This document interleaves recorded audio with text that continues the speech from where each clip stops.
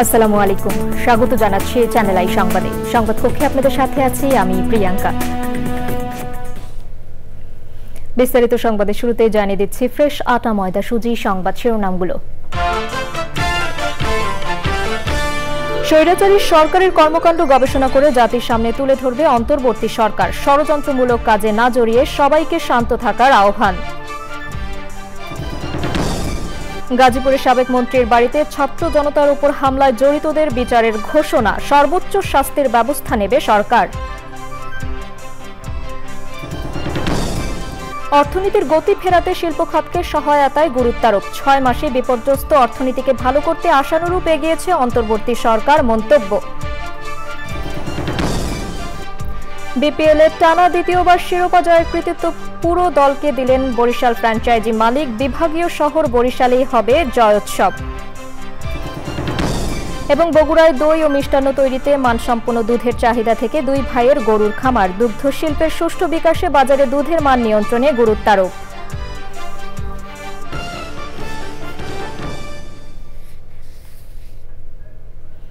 সংবাদ শিরোনামগুলো জানাচ্ছিলাম। এখনকার সংবাদ আয়োজন একই সঙ্গে চ্যানেল আই এর ইউটিউব চ্যানেলে এবং চ্যানেল আই এর ওটিটি প্ল্যাটফর্ম আই স্ক্রিনে লাইভ স্ট্রিম হচ্ছে। যাচ্ছে বিস্তারিত সংবাদে। অন্তর্বর্তী সরকার প্রথম 6 মাসে অর্থনীতিতে বৈপ্লবিক পরিবর্তন আনতে পারেনি, তবে বড় ধরনের কোনো ভুলও করেনি বলে মনে করেন অর্থনীতি বিশ্লেষকরা। আর ব্যবসায়ীরা বলছেন, অন্তর্বর্তী সময়ে শিল্প খাতকে সহায়তা করা না হলে দীর্ঘমেয়াদে অর্থনীতি দুর্বল হয়ে যেতে পারে। মাসরুর শাকিলের রিপোর্ট। লক্ষ কোটি টাকা পাচার, ভঙ্গুর ব্যাংক ব্যবস্থা, অস্থির নিত্যপণ্যের বাজার ও উচ্চ মূল্যস্ফীতির এক ধসে যাওয়া ফ্যাসিবাদী অর্থনীতি নিয়ে 6 মাস পূর্বে কাজ শুরু করেছিল নোবেল বিজয়ী ডক্টর ইউনূসের নেতৃত্বে অন্তর্বর্তী সরকার। অর্থনৈতিক সংস্কারে শ্বেতপত্র প্রকাশ, ব্যাংক ব্যবস্থাকে লাইনে ফেরানো, আয় বাড়াতে ভ্যাট বাড়ানো সহ নানা পদক্ষেপ নিয়েছে। ধসে যাওয়া অর্থনীতিকে কতটা পরিবর্তন করতে পারল নোবেল বিজয়ী অর্থনীতির অধ্যাপক ডক্টর ইউনূসের সরকার? সরকার এমন কোনো বিরাট ভুল করেনি, বাট সরকার যা করেছে তার ফলে যে দ্রুত উন্নতি হওয়ারও তেমন সুযোগ আসলে ছিল না, কারণ ইকোনমির অবস্থা আসলে খুবই করুণ এবং সঙ্গীন অবস্থায় ছিল। তারপরেও যেই পদক্ষেপগুলো নেওয়া হয়েছে, একটা বড় ক্রাইসিস ছিল ব্যাংকিংয়ে। ব্যাংকগুলো কিছু কিছু ব্যাংক একেবারেই দেউলিয়া হয়ে গিয়েছিল। সেগুলোকে সাপোর্ট দিয়ে কোনোভাবে জোড়াতালি দিয়ে চালানোর চেষ্টা করা হয়েছে। আর মোটা দাগে যেসব পদক্ষেপগুলো নেওয়ার কথা ছিল সেগুলোতে খুব যে বিরাট ভুল ছিল তা না। অর্থনীতিতে তাদের আরেকটু মনোযোগ দেওয়া উচিত। যে সমস্ত নীতিমালা ও ইন্ডাস্ট্রি বান্ধব হচ্ছে কিনা, ইন্ডাস্ট্রির যে এক্সেলারেশন, সেটার জন্য যতটুকু রিস্ক নেওয়ার প্রত্যেকেই প্রত্যেকের অবস্থান থেকে আগ বাড়িয়ে এসে একটু রিস্ক নিতে হবে। অর্থনীতিতে গতি ফেরাতে তারা আইএমএফ এর পরামর্শ শুধু বাস্তবায়ন নয়, শিল্প খাতকে অন্তর্বর্তী সহায়তারও পরামর্শ দিয়েছেন। এই মুহূর্তে অর্থনীতির চাকা ঘোরাতে হলে ইন্ডাস্ট্রিকে সাপোর্ট করতে হবে, just not focusing on IMF rule but also understanding how do we support beyond the box. তো ব্যাংকটাকে স্টেবল অবস্থায় আনাটা সেটা অবশ্যই একটা কাজ। আর দ্রব্যমূল্যের দাম কিছুটা স্থিতিশীল হয়েছে। দ্রব্যমূল্য স্থিতিশীল রাখার জন্য আসলে আরও কাজ করতে হবে। সরকারের উচিত যে পণ্যগুলোকে সরবরাহ এবং চাহিদার মধ্যে যে ভারসাম্য, সেটা ঠিক আছে কিনা। তবে তারা মনে করেন যে অর্থনীতি নিয়ে গণঅভ্যুত্থানের সরকার কাজ শুরু করেছে, তাকে যথাস্থানে প্রতিস্থাপন করার দুরূহ কাজে 6 মাসে ভালোই করেছে অন্তর্বর্তী সরকার। মাসরুর শাকিল, চ্যানেল আই, ঢাকা। প্রধান উপদেষ্টার প্রেস সচিব শফিকুল আলম বলেছেন, গত 15 বছর স্বৈরাচারী সরকারের কর্মকাণ্ড গবেষণা করে জাতির সামনে তুলে ধরবে অন্তর্বর্তী সরকার। 24-এর গণঅভ্যুত্থান তুলে ধরে দ্রোহের গ্রাফিতি বইয়ের মোড়ক উন্মোচন অনুষ্ঠানে তিনি ষড়যন্ত্রমূলক কাজে না জড়িয়ে সবাইকে শান্ত থাকার আহ্বান জানিয়েছেন। একই অনুষ্ঠানে বিএনপির যুগ্ম মহাসচিব রুহুল কবির রিজভী অভিযোগ করেছেন, শেখ হাসিনার ধ্বংসাত্মক কাজে ভারত সাহায্য করছে। বিস্তারিত জাকিয়া আক্তারের রিপোর্টে। বৈষম্য বিরোধী ছাত্র আন্দোলনের মাধ্যমে ফ্যাসিবাদী সরকারকে নির্মূল করার সব কর্মকাণ্ড গ্রাফিতির মাধ্যমে তুলে ধরেছে ছাত্র সমাজ। সেই গ্রাফিতিকে এক করে লেখক GM রাজীব হোসেনের দ্রোহের গ্রাফিতি বইয়ের মোড়ক উন্মোচন অনুষ্ঠান। সে সময় বিশিষ্টজনেরা বলেন, এই গ্রাফিতি বই ২৪-এর আন্দোলন ধরে রাখতে সাহায্য করবে।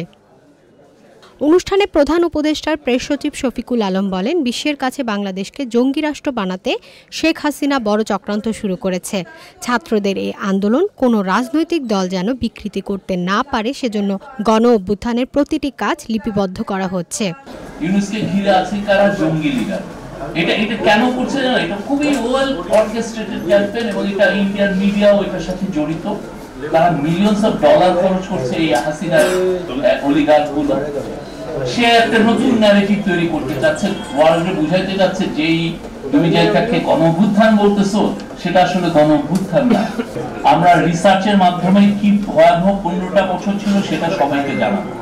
প্রত্যেকটা ক্যাম্পাসে সেমিনার করব, প্রত্যেকটা দেয়ালে সে যে অন্যায় অবিচার করেছে সেটা আমরা লিখে রাখবো, যাতে বাংলাদেশে এই পতিত স্বৈরাচার এবং তার সাঙ্গপাঙ্গ জীবনেও যাতে না ফিরে আসতে পারে। বিএনপি যুগ্ম মহাসচিব রুহুল কবির রিজভী বলেন, অন্তর্বর্তী সরকারকে নিয়ে সমালোচনা হবে, তবে এই সরকারকে ব্যর্থ হতে দেওয়া যাবে না।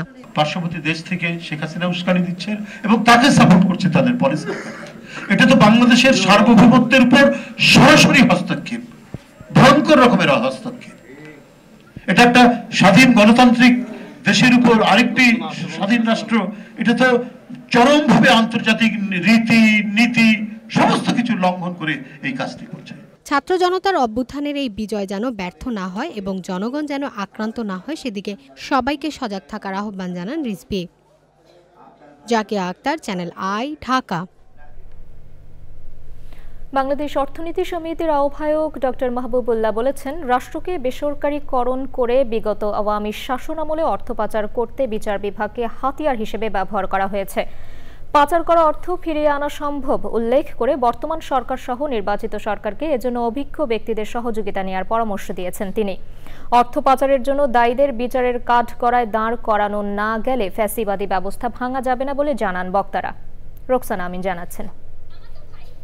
আওয়ামী শাসনামলে ব্যাপক অর্থ পাচার নিয়ে ডিবেট ফর ডেমোক্রেসি আয়োজিত ছায়া সংসদ বিতর্ক প্রতিযোগিতার প্রধান অতিথি বাংলাদেশ অর্থনীতি সমিতির আহ্বায়ক অর্থনীতিবিদ অধ্যাপক ডক্টর মাহবুবুল্লাহ।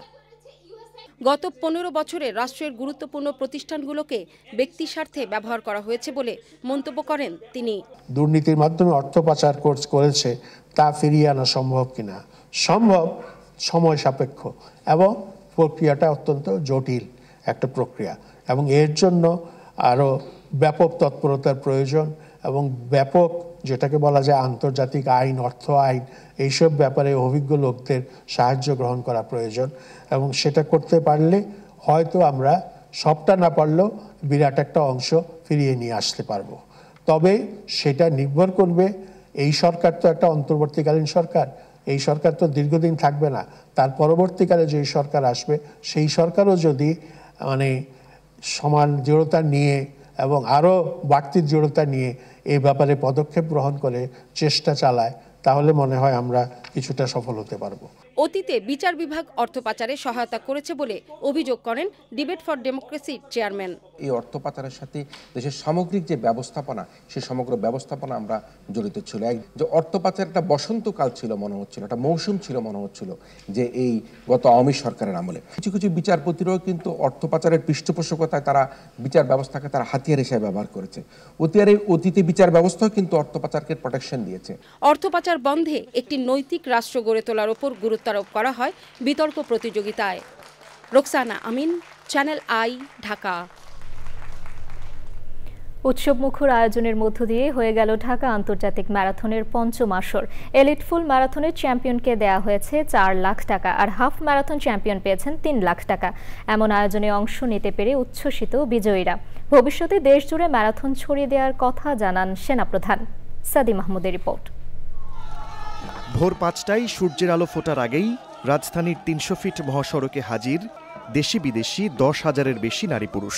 ঢাকা আন্তর্জাতিক ম্যারাথনের 5টি ক্যাটাগরিতে অংশ নেন প্রতিযোগীরা। বাংলাদেশ সেনাবাহিনীর আয়োজনে ম্যারাথনের slogan run for unity, run for humanity. এটি বাংলাদেশে আয়োজিত সবচেয়ে বড় ম্যারাথন। 10টি দেশের প্রতিনিধিরাও অংশ নেন ম্যারাথনে। বিজয়ীদের পুরস্কার তুলে দেন সেনাপ্রধান। এ ধরনের আয়োজন তরুণ প্রজন্মকে অপরাধমূলক কর্মকাণ্ড থেকে দূরে রাখার পাশাপাশি সুস্থ রাখবে বলে মনে করছেন বিজয়ীরা। স্বাস্থ্য সচেতনতা বাড়তেছে, সবাই এই যে দৌড়ালে তাদের ফিজিক্যাল কন্ডিশনটা ভালো হবে, অসুখ বিসুখ কমে যাবে বাংলাদেশে। আমি চাই প্রতি বছর এরকম আয়োজন হোক, যাতে তরুণ সমাজ মাদক ও অপরাধ থেকে দূরে থাকুক, খেলাধুলায় মনোনিবেশ করুক। প্র্যাকটিস একটু কমের ফলে আমারও পোডিয়াম ডিক্রিজ হয়েছে, বাট আলহামদুলিল্লাহ আমি ভালো করেছি। মোবাইল গেমস এবং মাদক দ্রব্য থেকে দূরে রাখার জন্য এইরকম আয়োজনের খুবই প্রয়োজন। সেনাপ্রধান বলেন, তরুণ প্রজন্মকে আরও বেশি করে খেলাধুলায় সম্পৃক্ত করতেই সেনাবাহিনীর এই আয়োজন, যা দেশ জুড়ে ছড়িয়ে দেওয়া হবে। আমরা যখন মিলিটারি একাডেমিতে ক্যাডেট নেই, আগে যেরকম তাদের সুস্থতা ছিল এখন সেরকম আমরা পাই না। এটা একটা বিরাট কারণ হচ্ছে যে আজকালকার ইয়াং জেনারেশন হয়তো ফিজিক্যাল অ্যাক্টিভিটিসে এত জড়িত না, কারণ আমাদের মাঠের সংখ্যাও কমে গেছে। খেলার যে সমস্ত সুযোগ সুবিধা খেলাধুলা করার, দৌড়ঝাঁপ করার, সেটাও কমে গেছে। এই জন্য আমরা উদ্যোগ নিয়েছি সারা বাংলাদেশে এই ম্যারাথনের মাধ্যমে এই ইয়াং জেনারেশনকে আমরা এটাতে সম্পৃক্ত করব। 2021 সাল থেকে যাত্রা শুরু ঢাকা আন্তর্জাতিক ম্যারাথনের। এবারই সবচেয়ে বড় পরিসরে আয়োজন। এতে অংশ নেন বিভিন্ন বয়সী মানুষ। সাদি মাহমুদ, চ্যানেল আই, ঢাকা। টানা 2 বার বিপিএলের শিরোপা জিতে উচ্ছ্বসিত ফরচুন বরিশালের কর্ণধার মিজানুর রহমান। দলের ধারাবাহিক সাফল্যের কৃতিত্ব খেলোয়াড়দের দিয়েছেন তিনি। তার মতে খেলোয়াড়দের কঠোর পরিশ্রম ও টিম কম্বিনেশনের ফলে এ সাফল্য এসেছে। তানভীর আহমেদের রিপোর্ট। ম্যাচ শেষে এ আনন্দ উচ্ছ্বাসে আরও একবার প্রমাণ হলো ফরচুন বরিশালের মালিক এই খেলাটাকে কতটা ভালোবাসেন। প্রায় সবগুলো খেলা মাঠে থেকে দেখেছেন তিনি, উৎসাহ দিয়েছেন খেলোয়াড়দের। বরিশালের ব্যাক টু ব্যাক শিরোপাজয়ের উদযাপন এবার বরিশাল শহরেই করতে চান তিনি। আমরা হয়তো বা 9 তারিখে যাব। দেখেন, যেহেতু আমাদের ন্যাশনাল টিমের প্লেয়ার রয়েছে 9 জন, আমরা তাদেরকে এতটা সময় এফোর্ড করতে পারবো না, আমাদের বোর্ড হয়তো বা দিবে না। সো আমরা হয়তো শর্ট টাইমের জন্য তাদেরকে পাবো 4-5 ঘন্টার জন্য। সেই 4-5 ঘন্টা কীভাবে তাদের ইউটিলাইজ করা যায় সেটা আমাদের ট্রাই থাকবে। তরুণদের পাশাপাশি সিনিয়র ক্রিকেটারদের পারফরমেন্সও দলের জয়ের পেছনে বড় ভূমিকা রেখেছে। ফাইনালের আগে নিউজিল্যান্ড থেকে তারকা অলরাউন্ডার জিমি নিশামকে আনার পরও তাকে মাঠে না নামানোর কারণ জানালেন তিনি। I'm a little bit surprised that Jimmy Nisham is not there. So যখন দেখলাম যে ওকে খুলনার ইয়েটা কি, দেখলাম যে ওরা লেফটি আছে অনেকগুলো বেশি। So I thought okay they decide quite right way. So that the reason আমাকে এত চিন্তা করতে হয় না। জিমি নিশামের মতো প্লেয়ার বসিয়ে রেখে আমরা উইনিং কম্বিনেশন রেখেই কিন্তু আমরা খেলেছি এবং যার জন্য আমরা আজকে কিন্তু কামিয়াব হয়েছি। পরপর 2 বার শিরোপা জিতেই ফরচুন বরিশালের কর্ণধারের চোখ এখন হ্যাট্রিক শিরোপায়। তানভীর আহমেদ, চ্যানেল আই, ঢাকা। বগুড়ার নুরুল আমিন টুটুল, নুরুল হুদা তিলক এবং নুরুল বাশার চন্দন উদ্যোক্তা 3 ভাই গুণগত মান বজায় রাখতে নিজেদের খামারে উৎপাদিত দুধ দিয়ে তৈরি করছেন দই মিষ্টি। এতে উৎপাদিত দুধের মূল্য সংযোজনের মাধ্যমে লাভবান হচ্ছেন তারা। তবে তাদের দাবি, খোলা বাজারে বিক্রি হওয়া দুধের মান নিয়ন্ত্রণ জরুরি। বিস্তারিত জানাচ্ছেন শাইখ সিরাজ। বগুড়ার কদমতলী এলাকার এই খামারটিতে গরু আছে 100টির মতো। এখান থেকে পাওয়া যায় প্রতিদিন প্রায় 400 লিটার দুধ। দই এবং মিষ্টান্ন তৈরিতে মানসম্পন্ন দুধের চাহিদা থেকে উদ্যোক্তারা এই খামারটি গড়ে তোলেন। আমি যখন দেখলাম যে আমি যখন ভালো জিনিস খাওয়াতে যাব, তখন আমার বাইরে থেকে যে দুধটা আমি কিনি, এই দুধটা সবসময় ভালো পাই না। তখন আমার মাথার আসে যে আমাকে নিজেই ডেয়ারি করতে হবে। 2001 সাল থেকেই শুরু করি। শুধু হলিস্টাইন ফ্রিজিয়ান পালি না, হলিস্টাইন ফ্রিজিয়ানের ফ্যাটটা থাকে একটু কম, আর এর সঙ্গে আমি জার্সি গরুটা পালি, এগুলোতে ফ্যাট বেশি। এই দুধ দিয়ে যখন আমি দই বানাই, ঘিটা তৈরি করি, এটার সঙ্গে অন্যগুলোর মেলে না আর কি। বগুড়ার সূত্রাপুরের এই মিষ্টি তৈরির কারখানায় বিভিন্ন ধরনের মিষ্টি তৈরিতে প্রতিদিন প্রায় 60 মণ দুধের প্রয়োজন হয়। নিজেদের খামারে উৎপাদিত দুধের বাইরেও বিশাল পরিমাণ দুধ কিনতে হয় তাদেরকে। তবে বাজারে দুধের মান নিয়ে তাদের শঙ্কা রয়েছে। 1 মণ দুধ থেকে 8 কেজি ছানা আসার কথা, সেখানে বর্তমানে দুধের ভিতরে পানি দেওয়ার কারণে পানি থেকে তো আর ছানা বের হবে না। ওরা 7 কেজির ওপরে দিতে পারে না। মানে আমার 1 কেজি ছানা মনে ঘাটতি হয়। এটা মেশানো পানি, এটা মেশানো পানি ইউজ করা হয়। একটা পানির অংশ দুধের ভিতরে যেটা থাকে এটা ন্যাচারাল, এটাতে আমাদের ছানাতে কোনো এফেক্ট করে না। এই শিল্পের সুষ্ঠু বিকাশে দুধের উৎপাদন থেকে মিষ্টি তৈরির প্রতিটি ধাপে গুণগত মান এবং স্বাস্থ্যকর পরিবেশ নিশ্চিত করা প্রয়োজন। এখানে মিষ্টি তৈরির এই মিষ্টি ব্যস্ততা জানান দিচ্ছে বাংলাদেশে দুগ্ধ শিল্পের অপার সম্ভাবনার কথা। স্থানীয় ভিত্তিতে যে দুধগুলো উৎপাদন হয় সেগুলো দিয়ে স্থানীয় পর্যায়ে এই শিল্পটিকে আরও বড় করা যায়। এর জন্য দরকার জাতীয়ভাবে পৃষ্ঠপোষক। সেই ক্ষেত্রে দুগ্ধ সত্যিকার অর্থে একটি বড় শিল্প হতে পারে এবং এই শিল্প দেশের বাইরে রপ্তানিমুখে আমাদের জন্য হতে পারে, এটা অপার সম্ভাবনা। বগুড়ার সূত্রাপুর থেকে শাইখ সিরাজ, চ্যানেল। এ নিয়ে বিস্তারিত প্রতিবেদন প্রচার হবে আজ রাত ৯টার সংবাদের পর হৃদয় মাতৃ ও মানুষ অনুষ্ঠানে।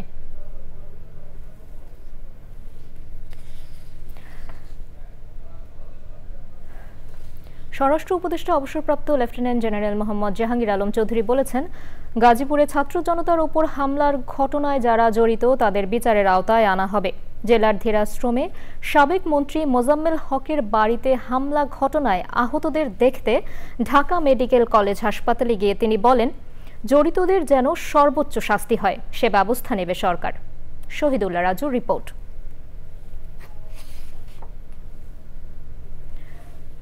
দর্শক, আমরা রিপোর্টের জন্য অপেক্ষা করছি।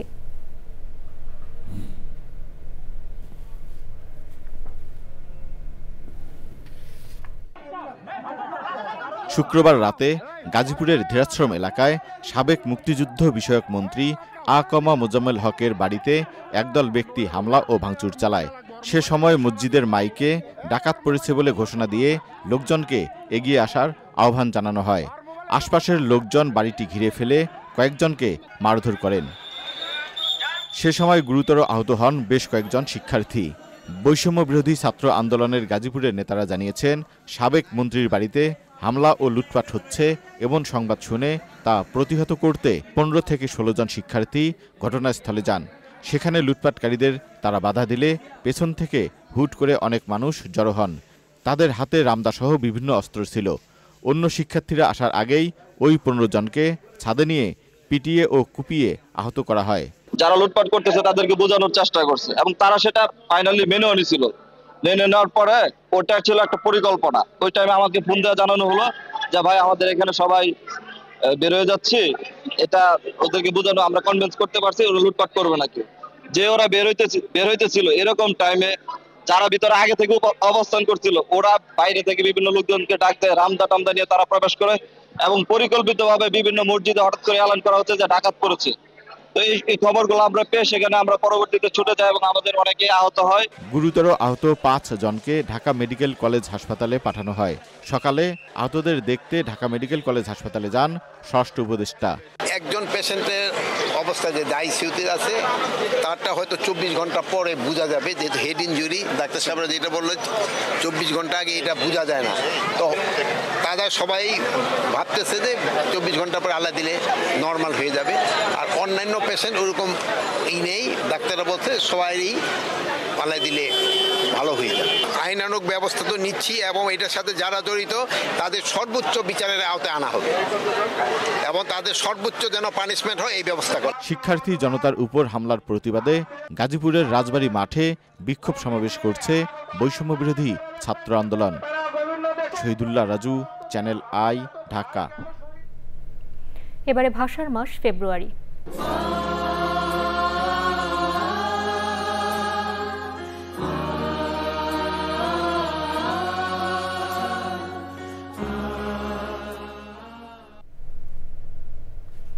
বাহান্নর ভাষা আন্দোলন ঠেকাতে ১৪৪ ধারা জারি সহ পরবর্তীতে ২১শে ফেব্রুয়ারিতে শিক্ষার্থীদের গুলি করে হত্যা এবং পরবর্তী আন্দোলনের সংবাদ ও ছবি ধারাবাহিকভাবে প্রকাশ করে তখনকার পত্রিকাগুলো, যার মাধ্যমে দেশ বিদেশে ছড়িয়ে পড়ে মাতৃভাষার জন্য পৃথিবীর ইতিহাসে জীবনদানের একমাত্র ঘটনা।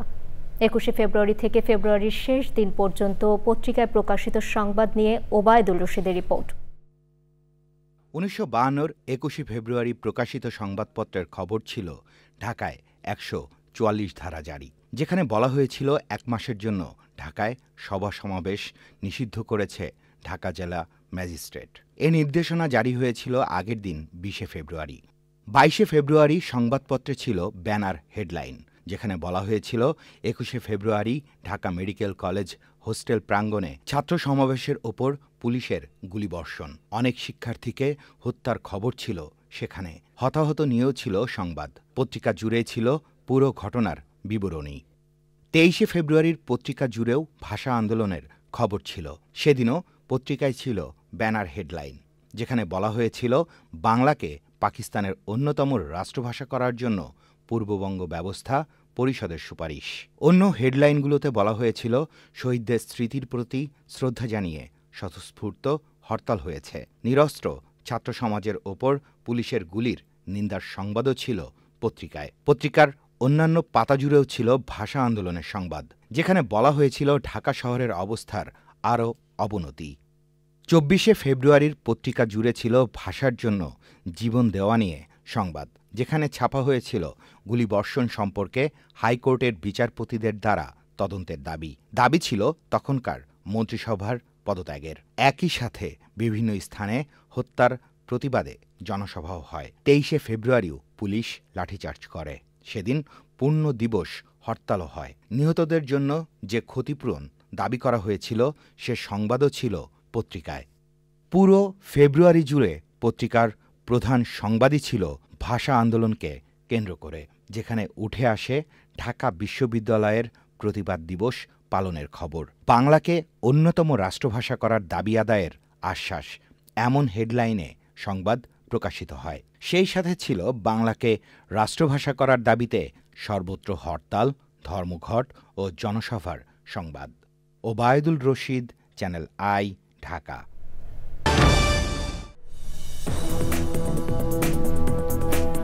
ফিরে এলাম বিরতির পর। নটরডেম বিশ্ববিদ্যালয় বাংলাদেশের দ্বিতীয় সমাবর্তন হয়েছে। রাজধানীর মতিঝিলে বিশ্ববিদ্যালয়ের ক্যাম্পাসে জাঁকজমকপূর্ণ অনুষ্ঠানের মাধ্যমে অনুষ্ঠান উদযাপন করেন গ্র্যাজুয়েটরা। রাষ্ট্রপতি ও বিশ্ববিদ্যালয় চ্যান্সেলরের প্রতিনিধি হিসেবে সমাবর্তনের সভাপতিত্ব করেন অন্তর্বর্তী সরকারের উপদেষ্টা অধ্যাপক ডক্টর মোহাম্মদ ফাউজুল কবির খান। একাডেমিক শোভাযাত্রার মাধ্যমে শুরু হওয়া অনুষ্ঠানটি শেষ হয় কৃতি গ্র্যাজুয়েটদের হাতে সম্মাননা তুলে দেওয়ার মাধ্যমে। অনুষ্ঠানে ছিলেন বিশ্ববিদ্যালয়ের উপাচার্য অধ্যাপক doctor father Patrick D Gaffney, archbishop Bijoy N D. Cruze ও অন্যরা। সমাবর্তন বক্তা ছিলেন যুক্তরাষ্ট্রের ইন্ডিয়ানা অঙ্গরাজ্যের ইউনিভার্সিটি অব নটরডেমের professor doctor R Scott Appleby. অনুষ্ঠানে বক্তারা শিক্ষার্থীদের আলোকিত মানুষ হওয়ার আহ্বান জানান।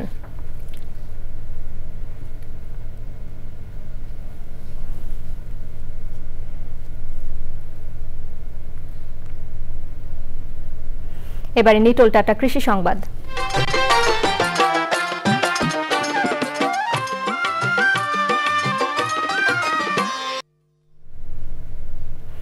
পহেলা ফাল্গুন ও বিশ্ব ভালোবাসা দিবসের আগেই উৎসবের নগরীতে পরিণত হয়েছে যশোরের ঝিকরগাছার গদখালি ও পানিসারা।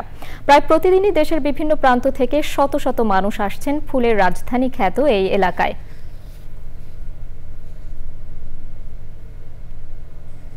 এবারে প্রকৃতি সংবাদ।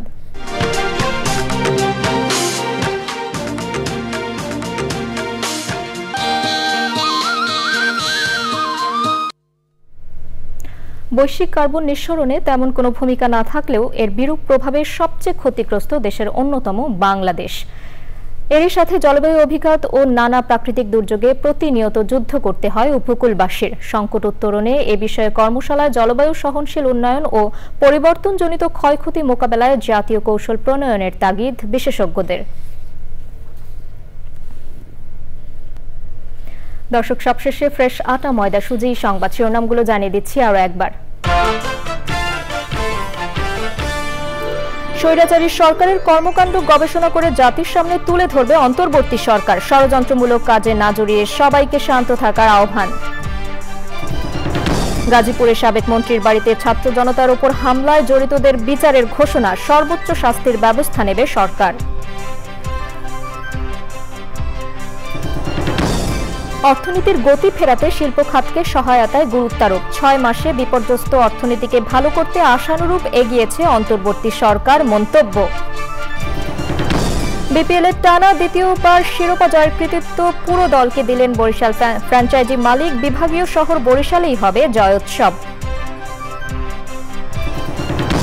এবং বগুড়ায় দই ও মিষ্টান্ন তৈরিতে মানসম্পন্ন দুধের চাহিদা থেকে 3 ভাইয়ের গরুর খামার দুগ্ধ শিল্পের সুষ্ঠু বিকাশে বাজারে দুধের মান নিয়ন্ত্রণে গুরুত্বারোপ।